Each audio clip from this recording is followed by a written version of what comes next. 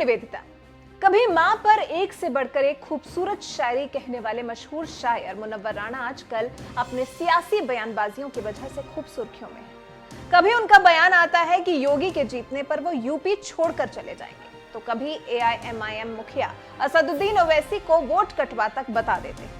इन दिनों यूपी की सियासत में अपने बयानों की वजह से चर्चाओं में रहने वाले मुनव्वर राणा ने इस बार एक और चौंकाने वाला बयान देते हुए कह दिया कि मैंने अपनी पत्नी से कहा है कि चलो तुम्हें मोदी जी से मिलवा देते हैं, वो आपको बीजेपी में शामिल कर लेंगे।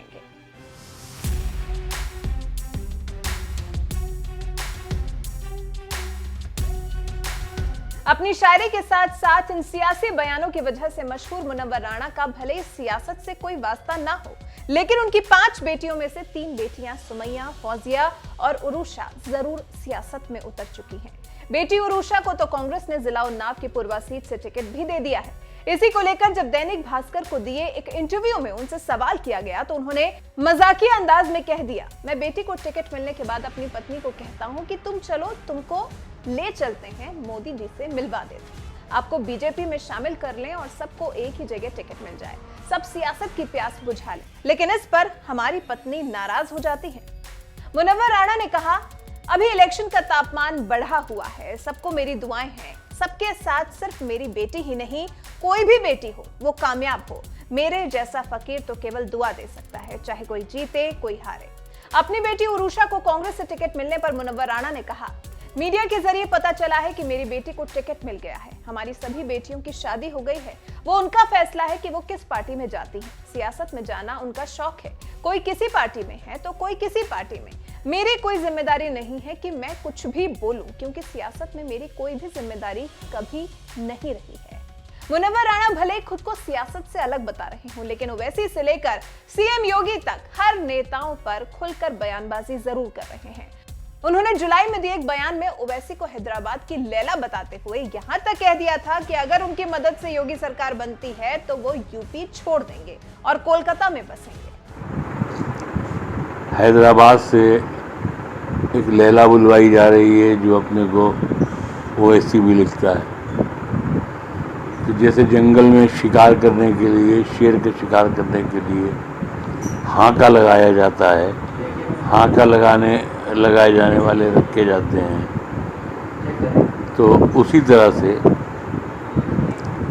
ये ओवैसी उत्तर प्रदेश में भी हांका लगाने आ रहे हैं, मुसलमानों के वोट बर्बाद करने के लिए आ रहे हैं। ताकि अगर ओवैसी यहाँ आते हैं, उनकी वजह से वो जो वोट कटवा, जो लालू का एक लफ्ज़ है, वोट कटवा के बहाने अगर उन्होंने भाजपा की मदद की तो हम उत्तर प्रदेश छोड़ के कलकत्ता आते चले। सीएम योगी के जीतने पर यूपी छोड़ने का ऐलान करने वाले मुनव्वर राणा अपने इन्हीं बयानों की वजह से सुर्खियों में बने हुए हैं। शायरी के लिए मशहूर मुनव्वर राणा ने यूपी की सियासत पर भी एक शेर सुनाते हुए कहा, आखिर शरीफ इंसान इलेक्शन क्यों हार जाता है? कहानी में तो ये लिखा था कि रावण हार जाता है। अभी मौजूद है इस गांव की मिट्टी में खुददारी, अभी बेवा की गैरत से महाजन हार जाता है। बहरहाल जुलाई में ही योगी के दोबारा सीएम बनने पर यूपी छोड़ने का ऐलान करने वाले मुनव्वर राणा ने इस दौरान और क्या कुछ कहा था, आइए आपको सुनाते हैं। एक बयान आपका आया है जिसमें आपने कहा कि अगर 2022 में योगी की सरकार वापस आती है तो हम यूपी छोड़ देंगे, उस विषय पर क्या कहना है? नहीं, असल में ये बयान गलत तरह से आ रहा है, जो हमने दिया है उससे हट के मैंने ये जो मेरा बयान है या जो मैंने अर्ज किया है वो ये मैंने कहा है कि उत्तर प्रदेश में धर्मांतरण से लेके जनसंख्या से लेके एक काकोरी को केस तो वो हुआ था जिसमें शहीद अशफाक उल्ला खान ने ट्रेन लूट ली थी। एक काकोरी कांड ये हुआ है कि एक गरीब आदमी के घर से एक कुकर बरामद हुआ है, जिस कुकर में मिसाइल फिट था, जिस कुकर में एटम बम फिट था और क्या क्या फिट था, जिससे पूरा लखनऊ, कानपुर, दिल्ली, बनारस, इलाहाबाद सब उड़ जाता। तो इन तमाम बातों को सच साबित करने के लिए हैदराबाद से एक लैला बुलवाई जा रही है जो अपने को ओवैसी भी लिखता है। तो जैसे जंगल में शिकार करने के लिए, शेर के शिकार करने के लिए हांका लगाया जाता है, हांका लगाए जाने वाले रखे जाते हैं, तो उसी तरह से ये ओवैसी उत्तर प्रदेश में भी हांका लगाने आ रहे हैं, मुसलमानों के वोट बर्बाद करने के लिए आ रहे हैं। और यहाँ जो कोरोना के बाद जो स्थिति संभली थी कि हिंदू मुसलमान आपस में मिल बैठने लगे थे, एक दूसरे के दुर्द में खड़े होने लगे थे, एक दूसरे को भूखा नहीं देख सकते थे, प्यासा नहीं देख सकते थे, एक दूसरे को रोता और परेशान होते नहीं देख सकते थे। इस खूबसूरत फ़ज़ा और माहौल को बिगाड़ने के लिए हैदराबाद से कहा तो ये जाता है शेर आया बाबू, लेकिन वहाँ शेर वेर तो होते नहीं हैं। वहाँ या आदमियों में अमीर ताजिक पैदा होते हैं या जानवरों में गधे पैदा होते हैं। शेर पैदा होता है टीपू सुल्तान जो मैसूर में पैदा हुआ। उत्तर प्रदेश में शेर पैदा होते हैं जैसे ब्रिगेडियर उस्मान, जैसे वीर अब्दुल हमीद, जैसे ये गुनहगार मुनव्वर राना। मैं जानना चाह रहा था कि जो 2022 में आपने जो बताया कि योगी सरकार आएगी तो हम यूपी छोड़ देंगे, उस बयान पर आपका क्या कहना है?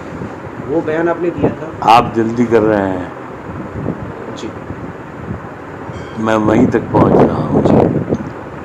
तो मैंने ये कहा था कि अगर ओवैसी यहाँ आते हैं, उनकी वजह से वो जो वोट कटवा, जो लालू का एक लफ्ज़ है, वोट कटवा के बहाने अगर उन्होंने भाजपा की मदद की तो हम उत्तर प्रदेश छोड़ के कलकत्ता चले जाएंगे। आपको लगता है कि असदुद्दीन ओवैसी जो है बीजेपी के एजेंट है, बीजेपी के लिए काम कर रहे हैं? ये हर ज़माने में बीजेपी के लिए काम करते थे, कब नहीं किया इन्होंने? अगर बीजेपी के लिए हर सत्ताधारी के साथ काम करते हैं, वरना लाख 1.5 लाख करोड़ की प्रॉपर्टी की तरफ सरकार कभी निगाह भी नहीं उठाती है।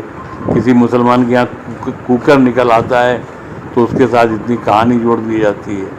तो यहाँ तो पूरे कुकर के कारखाने मौजूद हैं वहाँ पर, वहाँ उनका ध्यान नहीं जाता है। ज़रा एक बार CBI, CID, ED, जितनी रंग बिरंगी सब फोर्सेस हैं, एक बार हैदराबाद भी भेजें, वहाँ की भी तलाशी लें, वहाँ के भी मामला देखें। लेकिन वहाँ कैसे देखेंगे? वहाँ तो सेंट्रल गवर्नमेंट को एक ऐसा मुसलमान दोगला चाहिए जिसके नारों से मुसलमानों के वोट बर्बाद हों, और वोट बर्बाद हों चाहे ना हो, लेकिन हिंदू जाग जाए कि साहब मुसलमान एक हुए जा रहे हैं, तुम भी एक हो जाओ, वरना मुसलमान इस मुल्क पे कब्जा कर लेंगे। आपको लगता है कि मौजूदा जो यूपी सरकार है वो मुसलमान विरोधी है, मुसलमानों के विरोध में काम कर रही है, ऐसा कुछ? ये सवाल आपको पूछना ही नहीं चाहिए। अगर ये सवाल आप पूछ रहे हैं तो फिर आपको सियासत के बारे में गुफ्तगू नहीं करना चाहिए। अभी जो 2 आतंकवादी और तमाम लोग पकड़े गए थे, मैंने पहले कह दिया कि आतंकवादी नहीं पकड़ा गया, कुकर पकड़ा गया है। जी, मैंने भी एक कुकर ख़रीदा था 4-5 दिन पहले, जी, तो मैंने उसको वापस कर दिया दुकान पे जा कर के, कि पता नहीं इसमें कौन सा बम निकल आए। आपको क्या लगता है 2022 में जो सियासत है वो कहाँ जाने वाली है, क्या बनने वाली है? भाई हर सियासत में जो हो रहा है भाई हिंदू मुस्लिम, इसी पे जो मौजूदा सरकार है उसकी सियासत इसी पे चलती है, हिंदू मुस्लिम करके, हिंदुओं को डरा के, मुसलमानों को सता के, कुछ को पकड़ेंगे, कुछ को बोलेंगे तूने लड़की भगाई, कुछ को बोलेंगे तूने धर्मांतरण करवाया। 1000 लोगों ने धर्मांतरण कराया, ये हिंदू भाइयों को गालियां देना हुआ।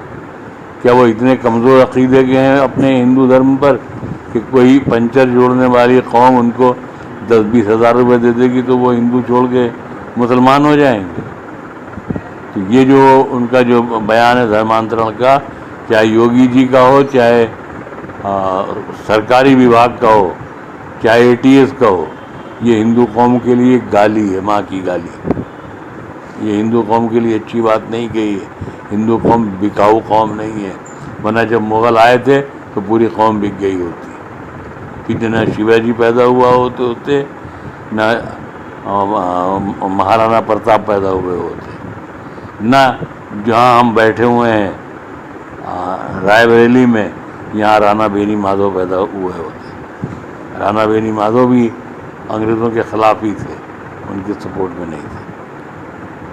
अच्छा, ये जो यूपी सरकार जो मौजूदा बिल ला रही है जिसमें कहा गया है कि 2 से ज़्यादा बच्चे होंगे तो सरकारी नौकरी नहीं मिलेगी, उस पर आप क्या कहेंगे? 2 से ज़्यादा बच्चे इसलिए होते हैं कि 2 तो इनकाउंटर में मारे जाते हैं, एक आध कोरोना में मार दिया जाता है, एक आध एक्सीडेंट में मर जाता है।